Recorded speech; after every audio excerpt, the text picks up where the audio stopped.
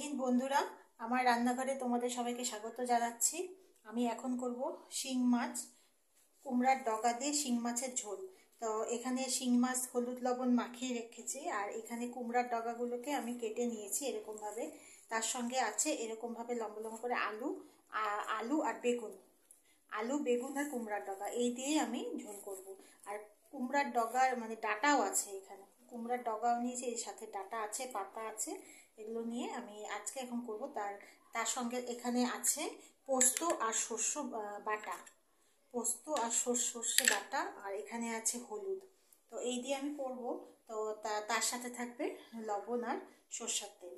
তো আমি এখানে কড়াইতে তেল গরম আমার হয়ে গেছে, কড়াই গরম আমার হয়ে গেছে। তো আমি এখন এখানে তেল দেব।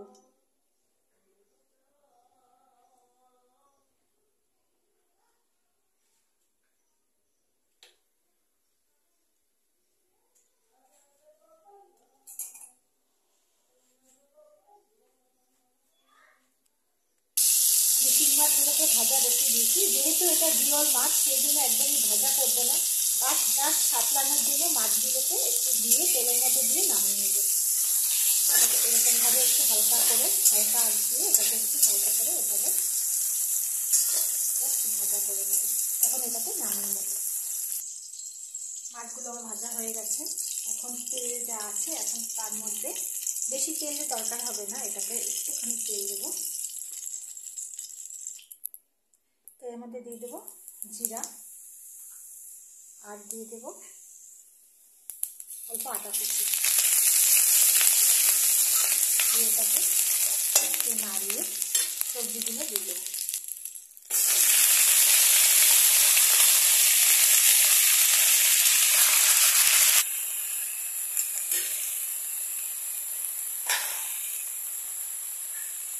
এখন দিয়ে দেবো তার মধ্যে পর্যাপ্ত পরিমাণে লবণ।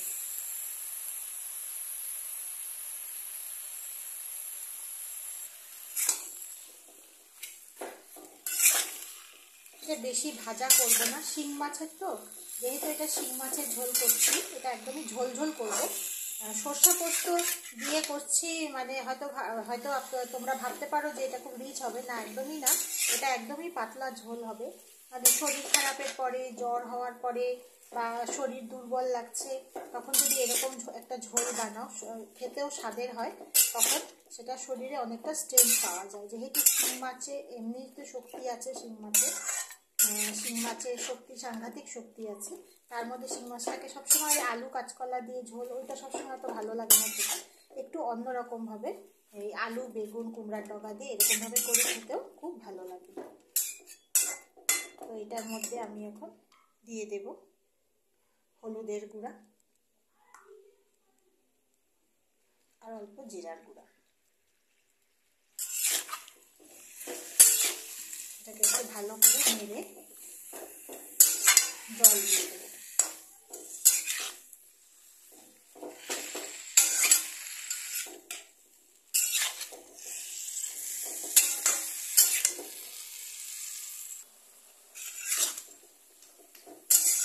এটা মোটামুটি একটু নাড়ানো হয়ে গেছে, এখান থেকে জল ছাড়ছে।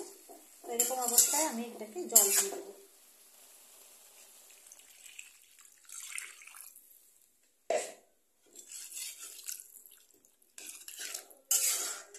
এটাকে জল দিয়ে এটাকে আমি কিছুক্ষণ হতে দেবো।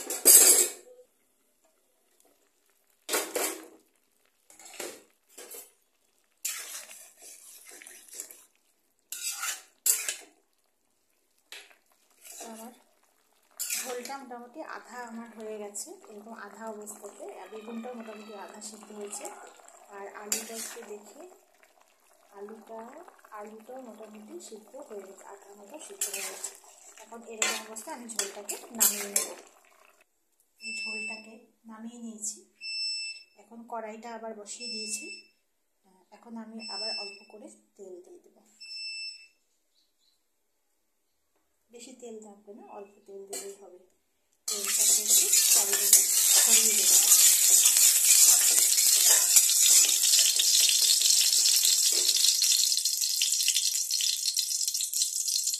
অল্প দিয়ে দেবো আদা বাটা, এরপরে দিয়ে দেবো সরষে আর পোস্ত পেস্টটা।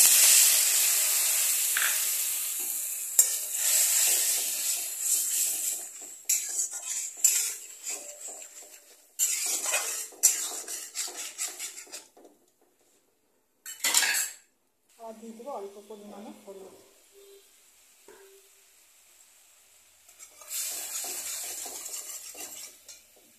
লবণ দেবো আগে অল্প পরিমাণ, যেহেতু সর্ষেটাতে আগে লবণ দেওয়া হচ্ছিল সেই জন্য অল্প পরিমাণ লবণ দেবো।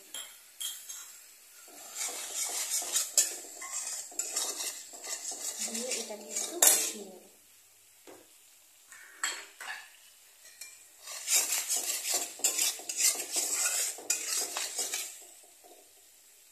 সরষে আর পোস্তটাকে ভালো করে মিক্স করে নেব।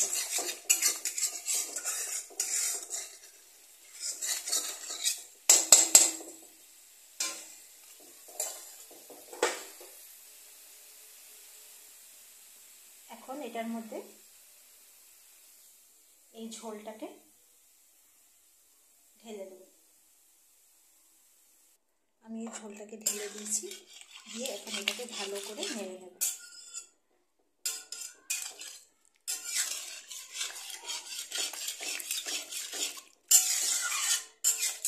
প্রয়োজন করলে আর একটু জল দিয়ে দেবো, তো আমার আর জল দেওয়ার প্রয়োজন নেই। যদি তোমাদের মনে হয় একটু জল দিতে লাগে তাহলে একটু গরম জল দিলে ভালো। তো আমার এখানে ঝোলটা যথেষ্ট পরিমাণে আছে। তারপরে এখন এটার মধ্যে কাঁচা লঙ্কা দিয়ে দেবো, উপর দিয়ে 4টা মতো কাঁচা লঙ্কা দিয়ে দেবো। এটা একদম ঝাল ঝাল একদমই হয় না। কাঁচা লঙ্কাটাও আমি চিড়ে দিইনি, একদম গোটা দিয়েছি কাঁচা লঙ্কাটা, জাস্ট একটু গন্ধ বেরোবে। আর কারো যদি ঝালের প্রয়োজন হয় সে লঙ্কা তো খেতে পারে, কোনো অসুবিধা নেই। তো এটা একটু ফুটলে আমি এটাকে গ্যাসটাকে আমি বন্ধ করে দেবো। ফোটার জন্য একটু কিছুক্ষণ হওয়ার জন্য আমি এখানে ঢাকা দিয়ে দিলাম। এটা যখন একটু ফুটতে থাকবে তখন আমি এখানে এই মাছগুলোকে দিয়ে দেবো। মাছগুলোকে একটু পরে দিই, কারণ এই মাছগুলো ভীষণ নরম, হালকা সাতলানোর সাথে সাথে মাছগুলো দেখুন এরকম একটু ভেঙে ভেঙে একটু ফেটে ফেটে গেছে। একদম জিওল মাছ, জিওল মাছগুলো এরকমই একটু সাতলানোর সাথে সাথেই এরকমভাবে ফেটে যায়। তো আমি এই মাছগুলোকে দিয়ে একটু নিচের থেকে এটাকে তলার দিকগুলোকে উঠিয়ে দেবে, মাছগুলোকে ঝোলের মধ্যে ঢুকিয়ে দেবো, যাতে মাছগুলোর মধ্যে ঝোলটা খুব ভালোভাবে ঢুকে যেতে পারে। এখন এটাকে ঢাকা দিয়ে 5 মিনিট মতো ফুটিয়ে তারপরে আমি এটাকে বন্ধ করে দেবো। দেখি এখন আমাদের ঝোল পুরো দমে রেডি হয়ে গেছে, পুরো দমে তৈরি হয়ে গেছে। তো আমার এই রেসিপিটা, আমার এই ভিডিওটা যদি তোমাদের ভালো লেগে থাকে তাহলে লাইক, শেয়ার আর সাবস্ক্রাইব করে দিও। আমার পাশে থেকেও কমেন্টে জানাবে কেমন লাগলো এই ভিডিওটা। তোমরা বাড়িতে বানিয়ে দেখো, খুব ভালো লাগবে। আর যারা জানো তারা তো জানো, কিন্তু যারা জানো না তারা বানিয়ে দেখো, খুব ভালো লাগবে এরকম ঝোল খেতে। তোমরা সবাই খুব ভালো থেকো। আমি এখন এই মাছের ঝোলে গ্যাসটাকে বন্ধ করে দিলাম। তো চলো আজকের জন্য টাটা।